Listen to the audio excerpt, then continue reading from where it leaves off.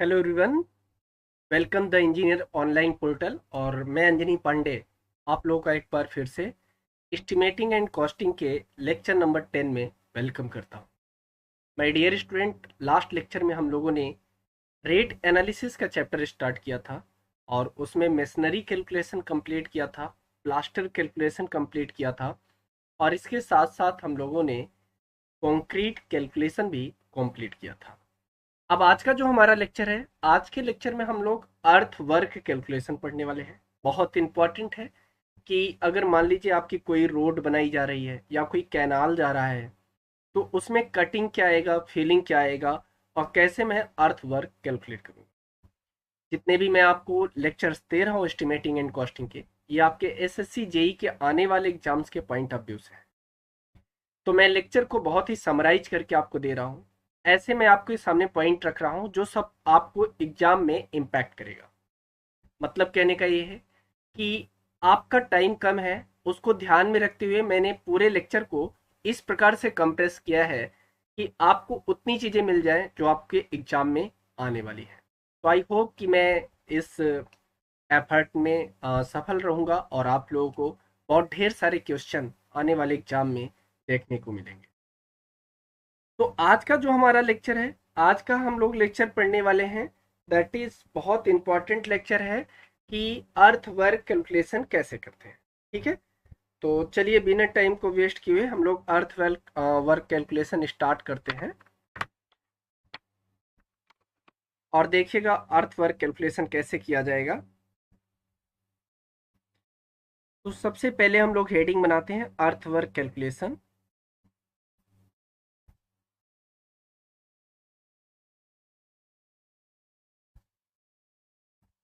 Earth work excavation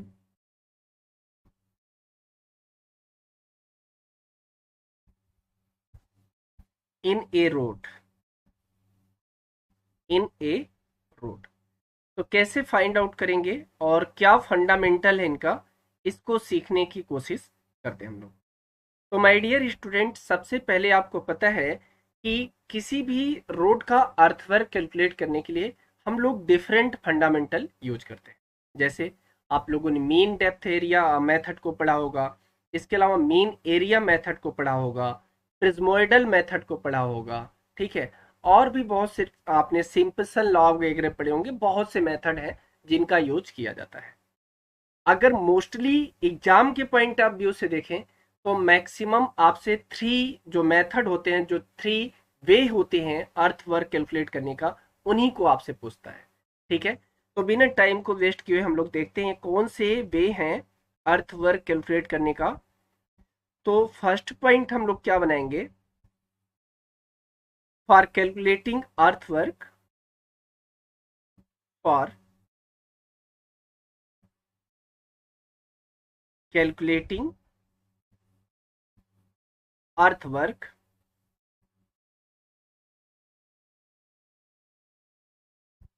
we are adopt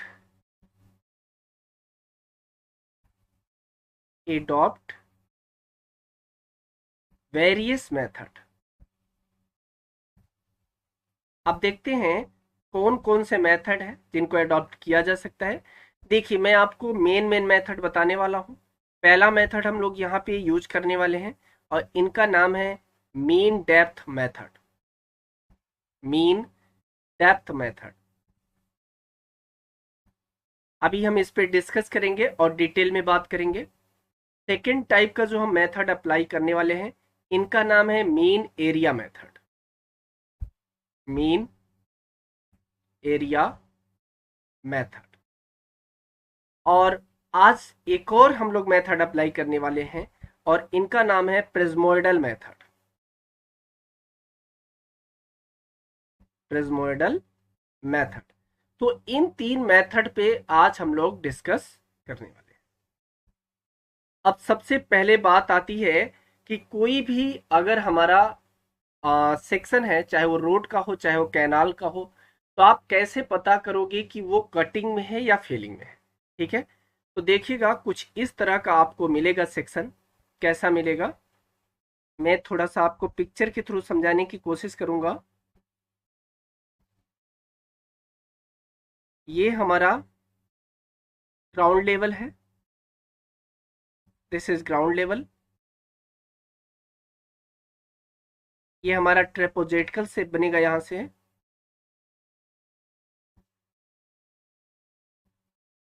इस तरह का। और यहाँ पे एक चीज देखिएगा कि ये जो होगा स्लोप, इस स्लोप को हम लोग एस रेशियो 1 से रिप्रेजेंट कर रहे हैं, मतलब हॉरिजेंटल रेशियो वर्टिकल। सिमिलरली इधर भी स्लोप कांस्टेंट है, एस रेशियो 1। और ये जो आपको पार्ट दिखाई दे रहा है ये डेप्थ बनेगा, टोटल डेप्थ। ठीक है, तो इसको हम लोग डी से नोट करेंगे, डी। और यहां से लेके यहां तक ये पार्ट आपकी फॉर्मेशन विड्थ है। ठीक है, क्या है ये? Formation width.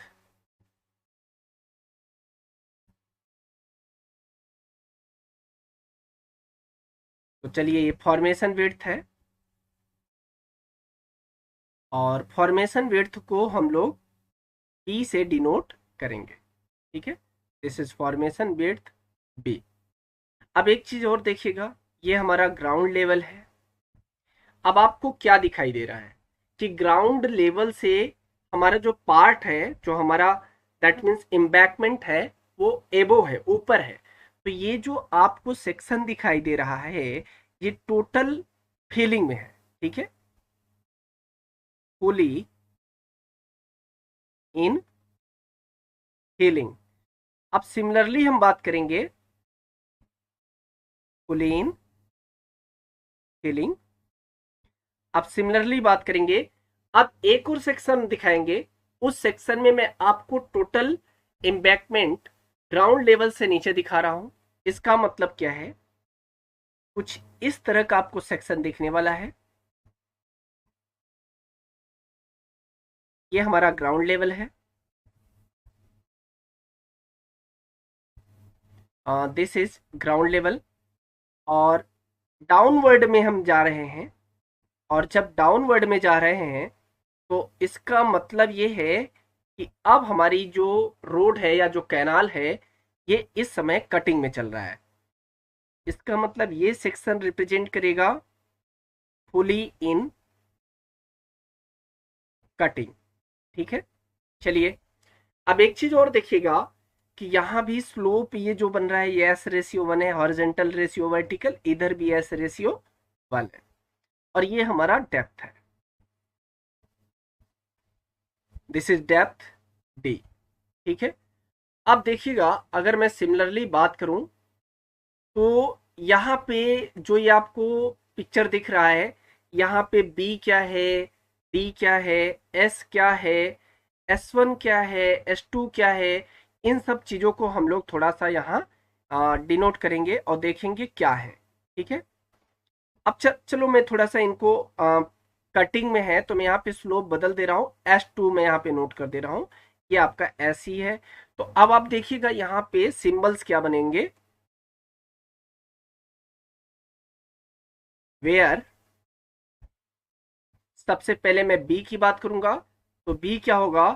Width of formation, width of formation, ये फॉर्मेशन की विड्थ है। अगर मैं डी की बात करूंगा तो डी क्या बनेगा? Depth of feeling oblique cutting, depth of feeling oblique cutting. चलिए अब मैं बात करूंगा S1 और S2 क्या होंगे वहां पे, या S या S2 क्या होंगे। तो ये आपके साइड स्लोप है फीलिंग और कटिंग के, ये आपके साइड स्लोप हैं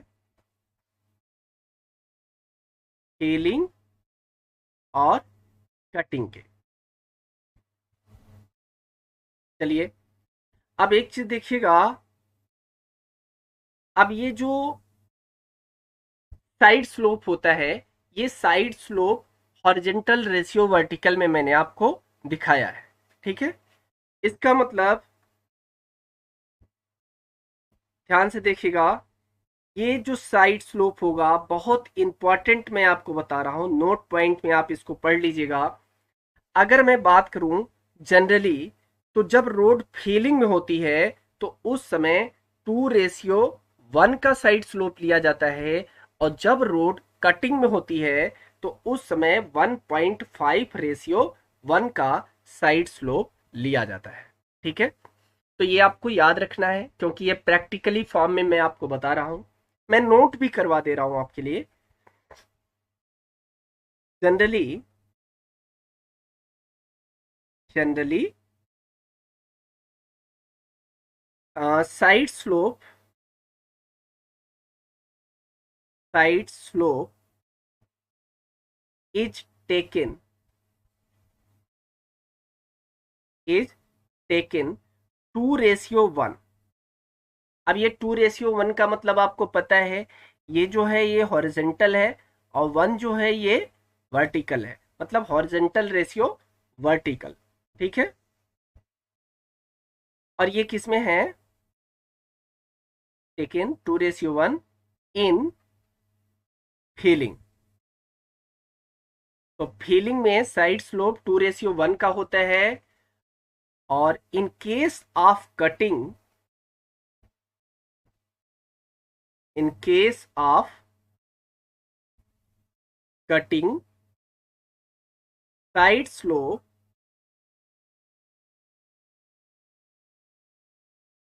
is taken 1.5:1। ये भी हॉरिजेंटल रेशियो वर्टिकल है।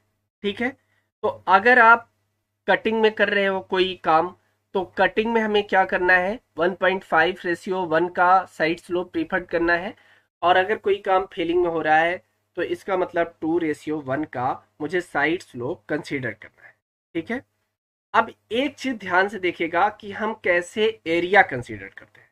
ठीक है, तो चलिए मैं आपको एक छोटा सा फिगर यहाँ पे ड्रॉ कर रहा हूँ, इसके थ्रू एरिया निकालना मैं आपको बताता हूँ। सपोज दैट ये आपका कोई सेक्शन है, ये हमारा ग्राउंड लेवल है, दिस इज ग्राउंड लेवल। अब एक चीज देखिएगा, ये आपका एक रेक्टेंगुलर पार्ट निकलेगा, बाकी रिमेन्स ट्रायंगुलर पार्ट निकलेगा। इसका मतलब ये है यहां से लेके यहां तक की हमारी डेप्थ कितनी थी, डी थी। डेप्थ कितना था, डी। ठीक है, और फॉर्मेशन विड्थ कितना बन रहा था माय डियर, तो आपको पता है फॉर्मेशन विड्थ यहाँ पे बी था, दिस इज बी। ठीक है, अब अगर मैं बात करूं कि ये ग्राउंड लेवल के, ये जो पिक्चर है ये आपको क्या रिप्रेजेंट कर रहा है, तो आपको क्लियरली पता होगा कि एबो द ग्राउंड लेवल है, इसका मतलब फुली इन फीलिंग है, फुली इन फीलिंग। अब एक बात ध्यान से देखिएगा, तो यहाँ पे बहुत इंपॉर्टेंट है, यहाँ पे क्या हो जाएगा, B+ST हो जाएगा। मतलब क्या है, ध्यान से समझिएगा, एरिया अगर मैं इसका निकालूं, एरिया, तो एरिया क्या आ जाएगा, 1/2 ब्रैकेट में,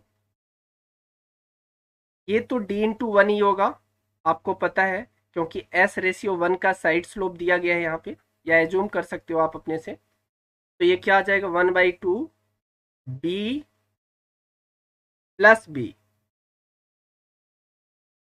+2ST, क्योंकि दो ट्रायंगल है आपके पास, तो ये 2SD हो जाएगा, ब्रैकेट क्लोज,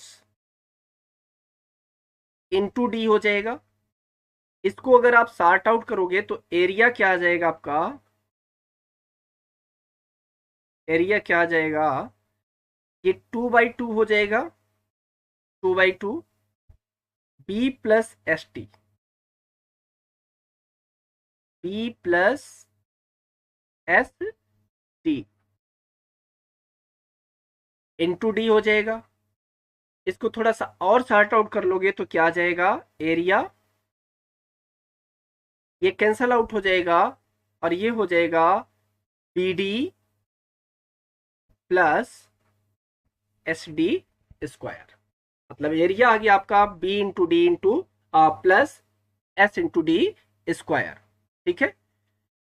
अब आपको एक बात पता है कि जब आप एरिया ट्रेपोजेटिकल सेक्शन का निकालते हो तो क्या होता है, 1/2। आपने यही फॉर्मूला पढ़ा है। और अगर मैं कंप्लीटली हिंदी में बताऊं तो 1/2 आपने समांतर भुजाओं का योग इंटू उनके बीच की दूरी, सेम फार्मूला मैंने यहाँ पे अप्लाई किया है और आपका एरिया निकल गया है। ठीक है। तो अगर मैं इसी को मीन डेप्थ मेथड से कैलकुलेट करूं तो मीन डेप्थ मेथड से क्या आएगा, आप ध्यान से समझिएगा। ये तो मैंने एरिया निकाला था, अगर मैं मीन डेप्थ मेथड लगाऊं, ध्यान से देखिएगा, मीन डेप्थ मेथड लगाऊं तो क्या आएगा। तो यहां पे हेडिंग बना लीजिएगा क्योंकि आपने एरिया निकाला है। अब यहां पे मीन डेप्थ मेथड अप्लाई कर रहा हूं। सबसे पहले ये समझना होगा कि मीन डेप्थ क्या होता है। तो मीन डेप्थ का मतलब ये होता है माय डियर कि अगर आप डिफरेंट टाइप के डेप्थ हैं तो उनकी एक एवरेज डेप्थ निकाल के आप कंसीडर करो मीन डेप्थ को। जैसे क्या होगा, ध्यान से देखिएगा, अगर आपको किसी अर्थ वर्क का वॉल्यूम निकालना हो तो कैसे निकालोगे, मैं यहां पे नोट करूंगा वॉल्यूम ऑफ अर्थ वर्क। तो किसी भी अर्थ वर्क का वॉल्यूम निकालने के लिए आप कुछ नहीं करोगे, आपने अभी अभी एरिया निकाला था तो एरिया निकाल लोगे इनटू कितने मीटर लेंथ में वर्क हो रहा है, मतलब लेंथ से मल्टीप्लाई कर दोगे। तो अब आपके पास 3 डायमेंशन आ गए हैं, एरिया तो पहले से था और लेंथ से मल्टीप्लाई कर दिया गया तो वॉल्यूम में चेंज हो गया। इसका मतलब आप वॉल्यूम ऑफ अर्थवर्क निकाल लोगे। ठीक है। अगर मैं आपसे कहूं कि आप मीन डेप्थ बताओ माय डियर, तो मीन डेप्थ क्या हो जाएगा, डी एम। क्या हो जाएगा मीन डेप्थ, डी एम। ठीक है। और डी एम इक्वल टू क्या होगा, ध्यान समझिएगा, D1 प्लस D2 बाई 2। मतलब डेप्थ 1 प्लस डेप्थ 2 बाई 2, ये आपका मेन डेप्थ आ जाएगा। ठीक है। अब यहां से अगर आप वॉल्यूम ऑफ अर्थ वर्क निकालो, वॉल्यूम ऑफ अर्थ वर्क, तो आसानी से निकल जाएगा। कैसे निकलेगा वॉल्यूम ऑफ अर्थ वर्क, ध्यान से देखिएगा। तो क्या हो जाएगा, ये हो जाएगा बी फॉर्मेशन विड्थ इनटू, अभी आपने पढ़ा था फॉर्मूला, जब आपने एरिया निकाला था तो B D plus S D square पढ़ा था। अब आप कुछ मत करो, जो आपने डेप्थ कंसीडर किया था उसमें मेन डेप्थ कंसीडर कर लो, मतलब बी इंटू डी एम, ये मेन डेप्थ हो गया, और प्लस इसके साथ आपको करना है S side slope into D M का स्क्वायर। ठीक है। अब ये निकल गया आपका volume of earthwork by mean depth method.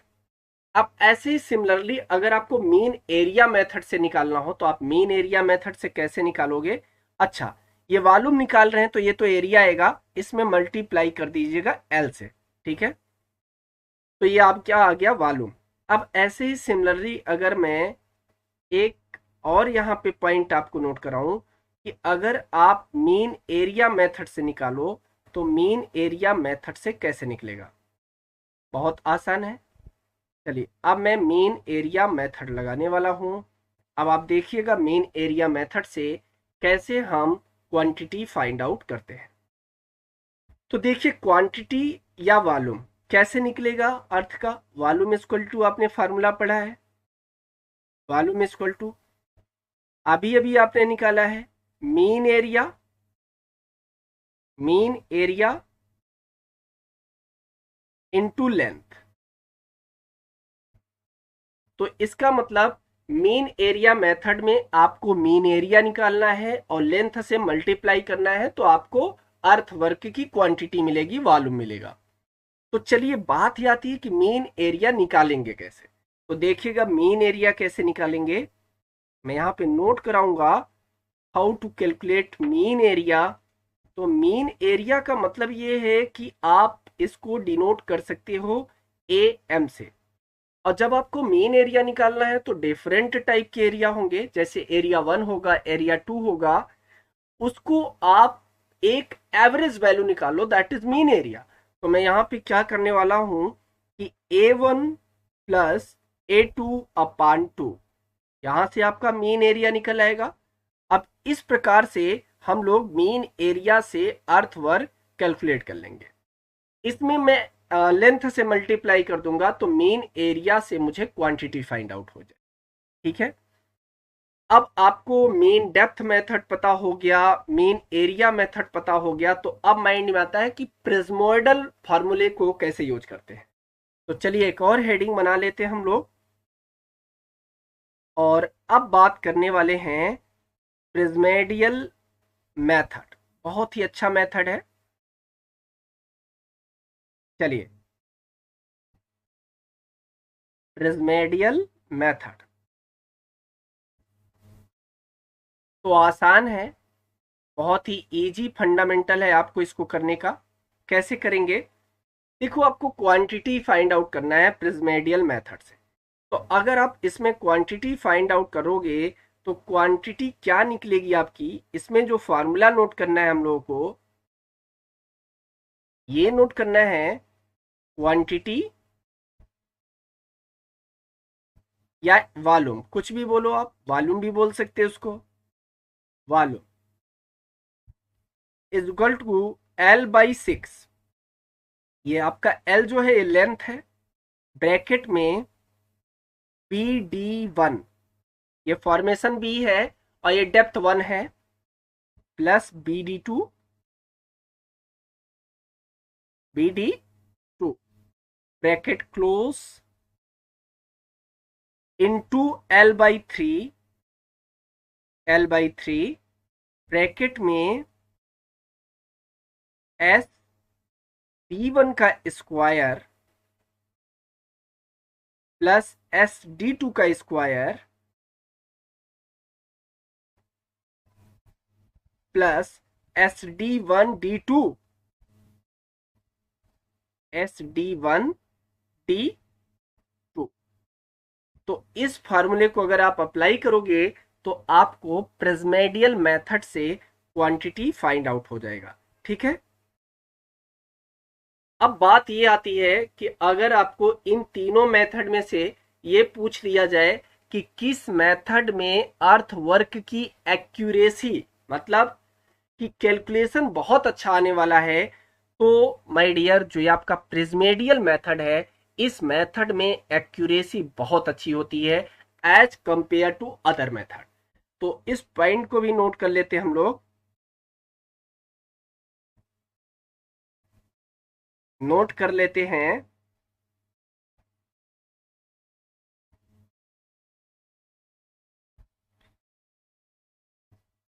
In prismoidal method, प्रिज्मेडियल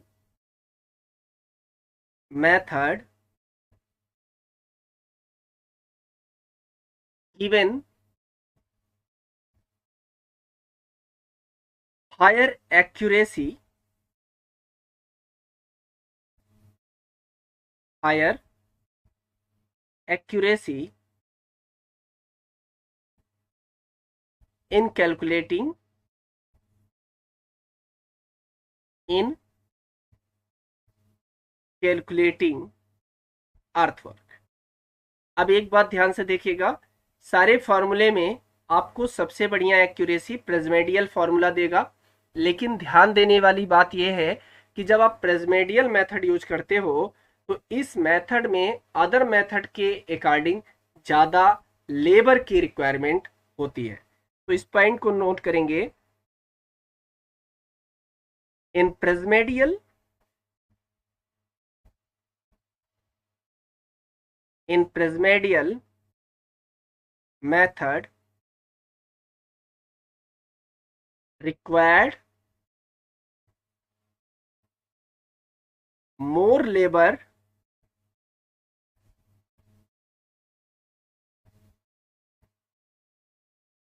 as compared to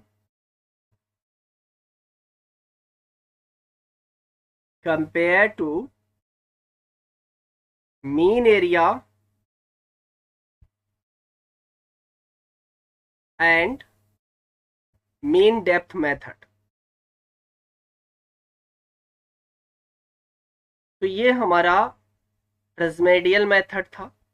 अब इन्हीं पर हम थोड़ा सा कुछ क्वेश्चन करते हैं और कोशिश करते हैं कि कैसे किसी भी अर्थवर्क की क्वांटिटी फाइंड आउट की जाती है।